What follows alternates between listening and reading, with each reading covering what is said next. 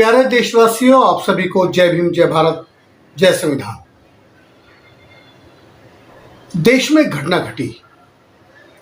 आफताब ने श्रद्धा के 35 टुकड़े कर दिए, वो भी किसी अजनबी लड़की के नहीं, जिससे वो प्रेम करता था, जिसके साथ वो लीव रिलेशनशिप में रहता था, उसके 35 टुकड़े। अगर आप भारत का इतिहास देखेंगे तो यहां बहुत बड़े पैमाने पर महिलाओं का शोषण हुआ है, चाहे वो परंपराओं और रीति रिवाज के नाम पर, चाहे वो संस्कृति के नाम पर, लेकिन शोषण हुआ है। बहुत सारी कुप्रथाओं के बोझ तले दबी हुई थी महिला। जैसे जैसे महिलाओं की स्वतंत्रता के लिए लोग संघर्ष करते गए और महिला स्वतंत्र होती गई, महिलाओं की आजादी में महत्वपूर्ण भूमिका निभाई डॉक्टर बाबा साहब भीमराव अंबेडकर ने। महिलाओं को जिन अधिकारों से वंचित रखा गया था, वो सारे अधिकार डॉक्टर बाबा साहब अंबेडकर ने सुनिश्चित किए। भारतीय संविधान हिंदू कोड बिल बाबा साहब के जीते जी लागू नहीं हुआ, उनके मरने के बाद टुकड़ों में लागू हुआ। कुछ हद तक महिलाओं का शोषण तो रुका।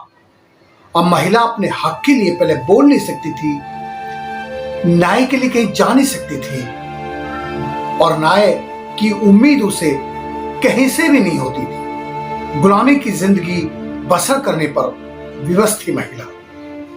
लेकिन भारतीय संविधान ने महिला को शिक्षित होने, संपत्ति रखने और अपने ऊपर हुए अत्याचारों के खिलाफ न्यायपालिका जाने, मर्जी से अपना जीवन साथी चुनने का भी अधिकार महिला को दिया। भारतीय संविधान लागू होने के बाद इसमें कोई अतिशयोक्ति नहीं, इसमें कोई दोहराई नहीं कि महिलाओं का शोषण काफी हद तक रुका।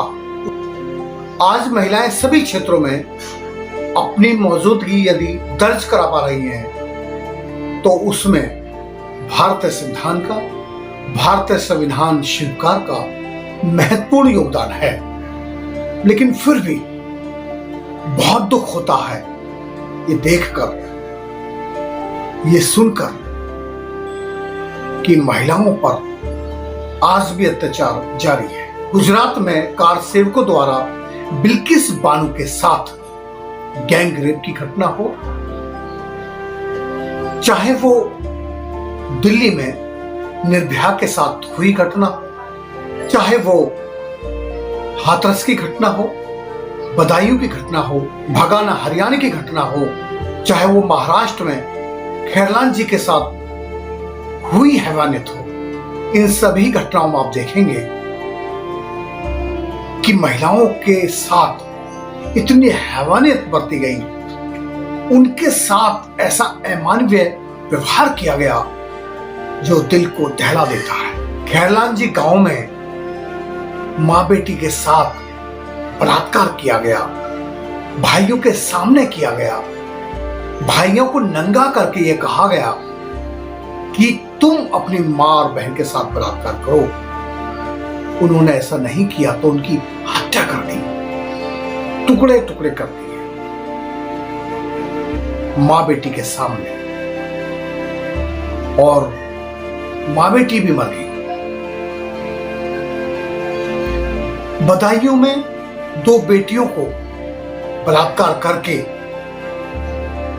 उनके कपड़े उतार दिए, उनकी हत्या कर दी और नंगी लाशों को नीम के पेड़ से टांग दिया। भगाना में 4 बेटियों को बलात्कार किया गया। घर वालों ने एक्शन लिया, रिपोर्ट दर्ज करने के लिए संघर्ष किया। थाने में रिपोर्ट दर्ज नहीं हुई, कोर्ट में रिपोर्ट दर्ज हो गई, और जब रिपोर्ट दर्ज करा के वापस आए तो बलात्कारियों ने उनके परिवार का राशन रोक दिया, उनकी नालियों का पानी रोक दिया और उनके रास्ते बंद कर दिए। मजबूरन भगाना गांव के 135 परिवारों ने, शोषित पीड़ित परिवारों ने वो गांव छोड़ दिया और 6 साल तक जंतर मंतर पे बैठे रहे। न्याय मिलेगा, लेकिन न्याय नहीं मिला। बिल्किस बानो के साथ, उसकी मां के साथ गैंग रेप किया गया, बिल्किस बानो के परिवार के 7 लोगों की हत्या की गई और 17 साल बिल्किस बानो ने संघर्ष किया। उस संघर्ष में उसको थ्रेड पे थ्रेड मिलती रही और 17 साल में उसने 20 बार अपना घर बदला और 17 साल के बाद उसे न्याय तो मिला सुप्रीम कोर्ट के द्वारा, लेकिन गुजरात सरकार ने उन दोषियों को रिहा कर दिया। हाथरस में एक बेटी का बलात्कार करके वो मार दिया। प्रशासन ने पोस्टमार्टम किए बगैर लाश को जला दिया। दिल्ली में निर्भया कांड हुआ, दुनिया जानती है। निर्भया के दोषों को फांसी की सजा हुई और फांसी हुई। उसी में ये ताजा एक घटना घटी। आफताब ने श्रद्धा के 35 टुकड़े कर दिए। ऐसी घटनाओं पर चिंतन करने वाले लोग हैं, ऐसी घटनाओं पर संवेदनाएं व्यक्त करने वाले लोग हैं। ऐसी घटना ना हो भविष्य में, उसके लिए संघर्ष करने वाले लोग हैं और ऐसी घटनाओं का किसी भी रूप में विरोध करने वाले लोग हैं। लेकिन ऐसे भी निकम्मे निकृष्ट भ्रष्ट लोग हैं जो इन घटनाओं को धर्म का जामा पहनाते हैं, राजनीतिक रोटी सेकते हैं।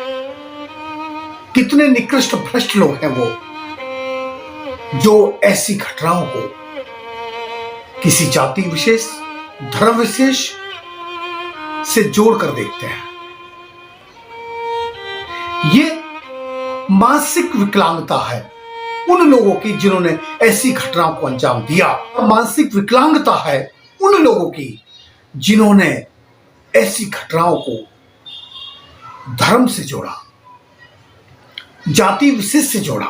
आप देखते होंगे ऐसी घटना, किसी भी ऐसी घटना जो अमानवीय घटना हो, धर्म विशेष से जोड़कर देखना ही हमारी मानसिक विकलांगता का परिचय है। मैं ये आगाह कर देना चाहता हूं उन लोगों को, उन शातिर चालाक लोगों को जो ऐसी घटनाओं का लाभ वोट लेने के लिए ऐसी घटनाओं का जिक्र मसाला लगाकर पेश करते हैं और राजनीतिक रोटी सेकते हैं। कोई धर्म नहीं कहता कि आप अमानवीय व्यवहार करो। सारे धर्मों में महिलाओं को विशेष दर्जा दिया गया है। यहां तक कि इस्लाम में तो मां को जन्नत कहा गया है और हिंदू धर्म में भी सर्वशक्तिमान बताया गया है। उसे शक्ति का रूप माना गया है, उसे देवी का रूप माना गया है। फिर हम कैसे किसी धर्म से उसके जोड़ कर देख सकते हैं?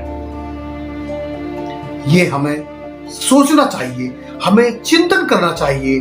आखिर हम ऐसा सोच रहे हैं तो क्यों सोच रहे हैं? उसमें हमारा क्या बेनिफिट है? क्या इन समस्याओं पे विराम लगेगा? ऐसी घटनाएं बंद हो जाएंगी? मेरे ख्याल से नहीं।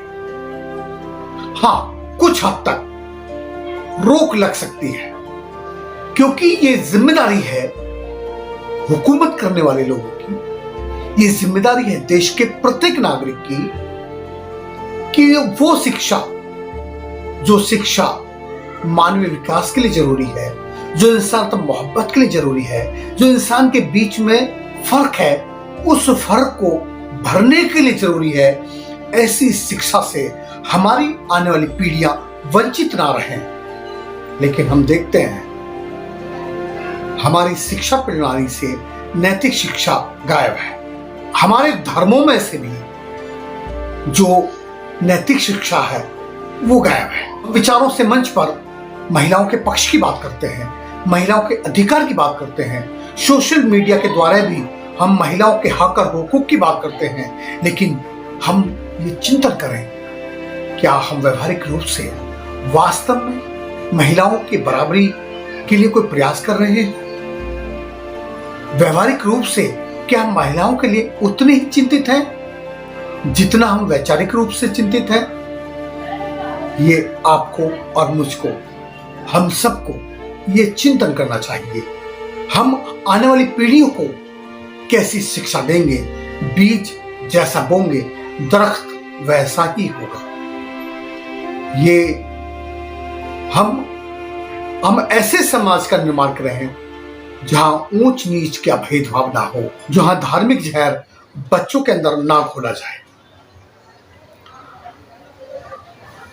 ये सोचने वाली बात है कि कैसे तो वो माँ बाप होंगे, अपनी बेटी को किसी गैर मर्द के साथ रहने दिया।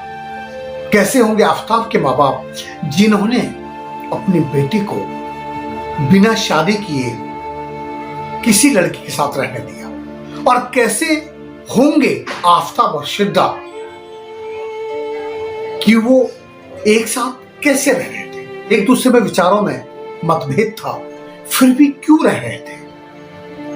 आखिर कहीं ना कहीं मैं तो ये कहूंगा दोनों बच्चों के परवरिश में कमी थी, इसलिए ऐसी घटना घटी। अगर आप अपने बच्चों को बेहतरीन एजुकेटेड चाहते हैं, उनकी शिक्षा दीक्षा बराबर चाहते हैं, तो फिर ये शुरुआत, अगर स्कूल ऐसे नहीं है, कॉलेज ऐसे नहीं है, तो माँ बाप ये एजुकेशन अपने बच्चों को बचपन से दें